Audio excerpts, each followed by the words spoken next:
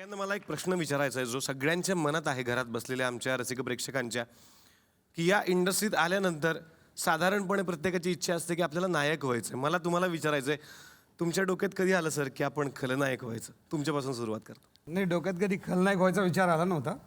तो योगायोगानं मला रोल मिळाला. मी असा विचार केला होता की नाटकात एक भूमिका करायची म्हणून नाटकात आलो होतो. म्हणजे माझ्या आयुष्यातलं पहिलं नाटक नटसम्राट, ज्यात मला आनंद जोग यांनी पहिली मिठी मारली होती विंगेत. वा. आणि मला कॉन्फिडन्स दिला होता. त्याबद्दल मी त्यांचा आत्ता आभार मानतो सगळ्यांसमोर. दीपक सर, मला तुमच्याकडे यायचं आहे आता. या क्षेत्रात आपण कसे आलात आणि खलनायक होण्याचं कधी डोक्यात आलं? माझी पर्सनॅलिटीच मला खलनायक बनवून गेली. तर मला कोण हिरो बनवणार नाहीये. त्या हिरोईनचा पण प्रॉब्लेम होता. मला हिरोईन पण मिळायला पाहिजे ना, की ती नव्हती कोण. माझ्या दृष्टीने बरं झालं, कारण खलनायकाला एक विशिष्ट वेळ नसतो, त्याला लॉंग लाईफ असतं. वा, तो चालतच राहतो. क्या बात, क्या बात. आता मला अनंत जोग सरांकडे यायचं आहे.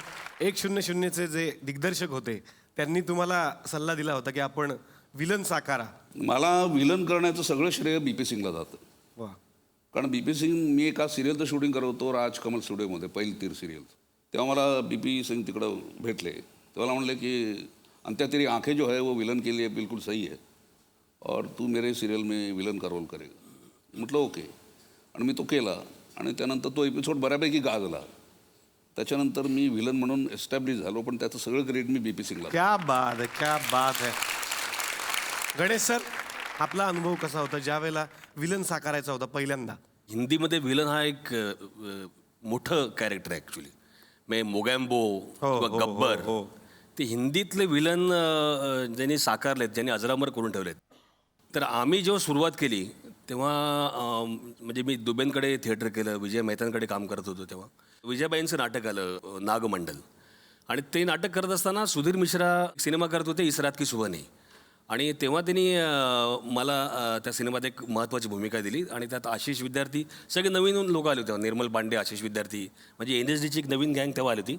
आणि मनोज बाजपेयी त्या रोलवरती डोळा ठेवून होता. अच्छा. हाँ, पण सुधीर म्हणाले नाही, मेरे को ये इसको मैंने नागमंडल में देखा है, मेरे को गणेश यादव ही चाहिए इस कॅरेक्टर के लिए. आणि तेव्हा इस रात की सुबहपासनं ॲक्च्युली हिंदीमध्ये एंट्री झाली. कारण बेसिकली हिंदी थिएटर करत असल्यामुळे मला वाटतं तो एक फायदा झाला. आणि त्यामुळे हिंदीत सहजगत्या काम मिळालं. मराठीत सहजगत्या काम तेव्हा कोणी देत नव्हतं आम्हाला. हिंदीत आपण खूप काम केलंय. सिंगम 2 मधला तुमचा रोल आता खूप गाजतोय. तो अनुभव कसा असतो सर? हिंदीमध्ये काम म्हणजे खूप प्रोफेशनल लोक आहेत आणि खूप पैशाचा प्रश्न नसतो. त्यामुळे म्हणजे की मला आठवतं तो ॲम्ब्युलन्सचा सीन जो होता, एक ॲम्ब्युलन्स उडवायची आहे, तर तिकडे 10 ॲम्ब्युलन्स उभ्या होत्या. म्हटलं क्यों नाही, वो एक गया तो कोई बात नहीं, 10 है ना, 10 टेक कर लेंगे हम लोग. अरे बापरे. इकडे मराठीत एक ॲम्ब्युलन्स आणली, गई ॲम्ब्युलन्स उसको भेजा, उसको जाने का उसको भेजो. पण हिंदीत खूप प्रोफेशनल छान चांगलं आहे. फक्त हिंदीत सब्जेक्ट नाही आहे जे मराठीत सब्जेक्ट आहे, तो त्रास आहे फक्त. मिलिंद सर, खलनायक पहिल्यांदा जेव्हा साकारायचा होता तेव्हा काय भावना होती? मी जेव्हा ॲक्टिंग करायला सुरुवात केली शाळा कॉलेजेसमधून, दिल्लीला गेलो नॅशनल स्कूल ऑफ ड्रामाला. परत आल्यानंतर मला कळतच नव्हतं की मी काय आहे. म्हणजे मला भूमिकांमध्ये मी दिसायचोच नाही. कधी वाटायचं की आपली पर्सनॅलिटी, आपण कसे दिसतो आहोत. मग आपण पोस्टमनचा रोल मिळेल, आपल्याला शिपाई मिळेल, आपण पिओन, ड्रायव्हर, पोस्टमन, ह्याच्या पलीकडे गेटकीपर, रखवालदार, हेच करावं लागणार आहे का आपल्याला.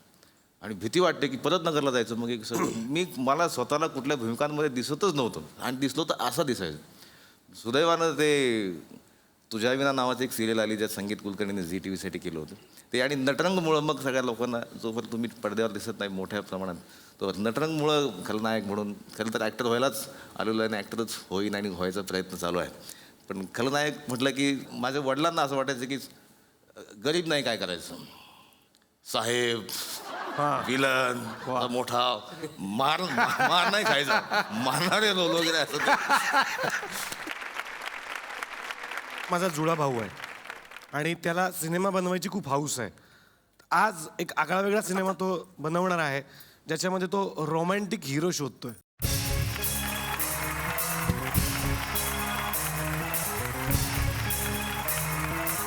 ओळखलत का थल मला डायलेक्ट आलाय कोणी? ओळखलत काय थल मला डायलेक्ट आलाय कोणी? आज कोणीच नाही सापडलं म्हणून असिस्टंट कम रायटर केलंय मला यांनी. आम्ही हॉलिडे एक सिनेमाची थीम काढली. कसली? सिनेमाची थीम. जरा प्रॉब्लेम आहे ते. सॉलिड सिनेमाची Solid सिनेमाची सॉलिड थीम काढली आहे हा. आम्ही हिरो शोधतोय अच्छा आणि आज तुमच्याकडे सॉलिड लोक आलेत तर त्यांना आम्ही हिरो कळणार कुणाला कळूया हिरो पहिला त्याला कळू त्याला काले त्याला का तो आयुष्यात कधी हिरो होईल असं वाटत नाही सर हे घ्या हाती बस सर एक मिनिट सर बात सर डायलॉग सिंपल है आपका एंट्री होता है ओके आप Entry. इधर आते हैं ओके हीरोइन आती है हीरोइन का एंट्री होता है फिर आप फुल शाहरुख स्टाइल में डायलॉग बोलता है कैसा शाहरुख शाहरुख शाहरुख अच्छा ओके शाहरुख हाँ सर आपके डायलॉग है बड़े बड़े शहरों में छोटी छोटी बातें होती रहती है सेनोरिटा डोल डोलते वाऱ्यावर बाई माझे डोल डोलते वाऱ्यावर जितने वालों को बाजीगर कहते हैं बाई माझे डोल डोलते वाऱ्यावर हीरोइन का एंट्री हीरोइन ब्रो नहीं सर हीरोइन को आने दो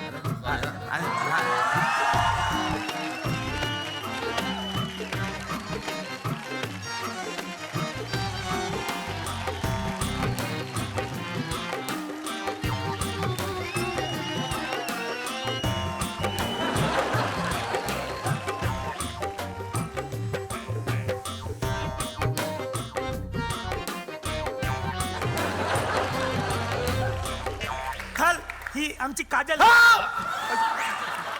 हिरो मे बी हिरो है hero okay okay sir dialogue part है हाँ. कलते हाँ कर लेते एक्शन बड़े बड़े शहरों में ऐसी छोटी छोटी घटना होती रहती है घटना घटना बातें बातें बातें बातें बातें सर। बड़े बड़े शहरों में ऐसी छोटी छोटी बातें होती रहती है आंख में देखने को बोलो ना बड़े बड़े शहरों में ऐसी ऐसे ऐसे मुंडी उठाओ ना मेरी मेरी सॉरी हमारी क्या बेबी एक मिनट कल क्या बोले मालूम क्या फील नहीं आ रहा है हाँ सर ये देखो हम आपको चेंज करने का कोशिश कर रहा है सर हीरो करने का कोशिश कर रहा है ओके आपको ना शाहरुख स्टाइल में हाँ ये ऐसा बजाओ इधर से खुजाओ इसको ऐसा खुजाओ ये बात सर हाँ और सर मुंडी हिलाओ हाँ ओके ले ली सर क्या बात है वाह कर लेते हैं सर ये बात एक्शन ए, बड़े बड़े शहरों में ऐसी छोटी छोटी बातें होती रहती है डोल डोलते वारेवर बाई माझी डोल डोलते वारेवर डायलॉग सर डायलॉग कंप्लीट करो डायलॉग कंप्लीट करो ह्यांनी असं केलं तर मला विलनच करावं लागेल असं.